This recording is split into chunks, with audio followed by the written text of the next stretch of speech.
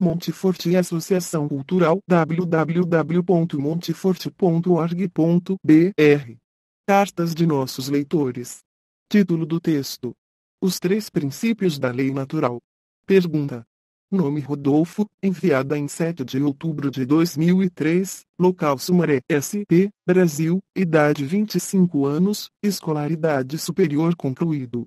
Olá, amigos, parabéns pelo conteúdo do site, é, realmente, muito interessante, parabéns pelos estudos, pelo grau de fundamentação atingida e por tudo de bom que isso pôde proporcionar, e principalmente, parabéns pela fé, gostaria de ter uma dúvida sanada, a qual, ainda, não consegui pelos meios até agora pesquisados, segundo a crença católica, o que vai acontecer com a alma de um chinês ou um primitivo africano que nunca teve qualquer acesso ao cristianismo. É sabido que a Igreja Católica possui missões tanto na África quanto na Ásia, mas mesmo assim, existem, ainda, muitos povos excluídos dos ensinamentos cristãos. O que vai acontecer com suas almas? Obrigado pela atenção. Resposta: Muito prezado Rodolfo, salve Maria. Muito obrigado por suas palavras generosas para com nosso trabalho no site Monteforte. E peço-lhe que rogue a Deus que nos conserve aumente a fé. Sua pergunta versa sobre a salvação de pessoas que não têm naturalmente meio algum de conhecer a verdade. Claro que essas pessoas não poderão ser julgadas por Deus pela lei da Igreja que elas desconhecem. O estado delas é o de ignorância invencível.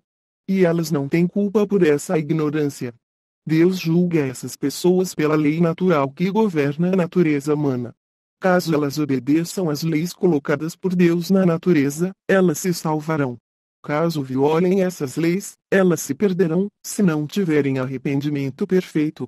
Caso elas sigam a lei natural, se diz que essas pessoas pertencem à alma da Igreja, e não a seu corpo. E o que manda a lei natural, isto a vontade de Deus enquanto governa a natureza. O princípio generalíssimo da moral é que o bem deve ser feito e o mal deve ser evitado. Como conhecer o que é o bem? O princípio generalíssimo da moral se desdobra em três princípios gerais da moral. Primeiro princípio geral da moral: a vida física é um bem e deve ser conservada. Este princípio é conhecido por todos sem ser preciso ser ensinado, porque todos o conhecem, pelo instinto de conservação, que é inerente à natureza.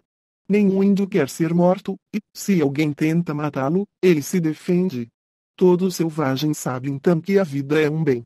Disso decorre que todo homem sabe que não deve matar a outro homem, e nem se matar. Por esse primeiro princípio, então, todo homem conhece o quinto mandamento: Não matarás. Todavia, pode-se matar alguém, impedindo que ele coma, tirando-lhe a comida que faz sobreviver.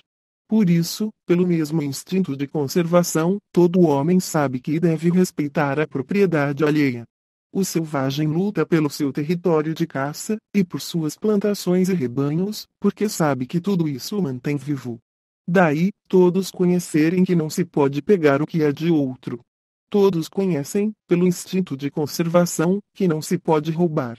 Todos conhecem o sétimo mandamento: Não roubarás. Segundo o princípio da lei natural a vida da espécie é um bem e deve ser conservada. Esse princípio nos é ensinado pelo instinto sexual.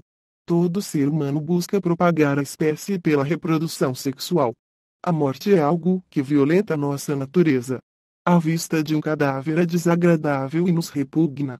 A vista de uma multidão massacrada nos abala, porque nos coloca diante dos olhos a possibilidade de extinção da humanidade. Conservar a vida da humanidade é um bem, e isto nos é patente pelo instinto de reprodução. Tudo que viola a finalidade do sexo, que é a manutenção da espécie pela reprodução sexual, é visto como mal. Por isso, em todos os povos, o adultério era normalmente punido com a morte. Em Roma pagã o casamento era monogâmico e indissolúvel. Na Roma primitiva havia profecia de que Roma pereceria quando não gerasse mais virgens, isto é, homens e mulheres que controlassem plenamente seus instintos, que não vivessem para o prazer, porque, quando um povo vive para o prazer ele foge da dor, e já não há soldados heróicos e perece. Daí, no Antigo Egito se condenar o adultério e se considerar os atos sexuais que não visassem a procriação como impureza. Portanto, todos os povos conhecem, por natureza, os mandamentos relacionados com o sexo, e que são o quarto mandamento. Honrar pai e mãe. Note o verbo honrar, que indica que se faz sempre uma distinção entre o ato procriador visando dar vida, que é ato honroso, do ato da prostituta, que não visa dar vida. Todos os povos mandam honrar pai e mãe. Sexto mandamento. Guardar a pureza. Nono mandamento. Não cometer adultério. Terceiro princípio geral da moral é: a vida intelectual é bem e deve ser preservada. É evidente que todo homem detesta ser enganado. Isto demonstra nossa tendência para a verdade. Ainda ontem, um amigo me contava que, num tribunal de pequenas causas, uma mulher gritava para o juiz: a verdade é uma só, não pode haver duas verdades contrárias. Essa mulher jamais estudou criteriologia. Jamais estudou Kant ou São Tomás. Porém, ela sabe que a verdade é una. Dessa tendência natural para conhecer a verdade decorrem os mandamentos relativos a Deus, verdade absoluta, e a testemunhar o certo. Primeiro mandamento. Amar a Deus, a verdade acima de tudo. Segundo mandamento. Não violar a palavra dada. Terceiro mandamento. Fazer sacrifícios a Deus, reconhecendo o seu senhorio sobre todas as coisas. Oitavo mandamento. Não prestar falso testemunho.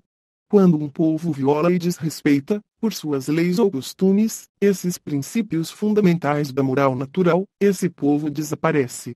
Portanto, mesmo sem conhecer a religião católica, todo homem conhece a lei natural e por ela Deus julgará os que não puderam, por ignorância invencível, conhecer a verdade católica plenamente.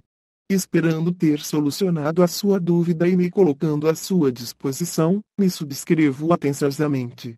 Em cor de Jesus, sempre, Orlando Fedeli.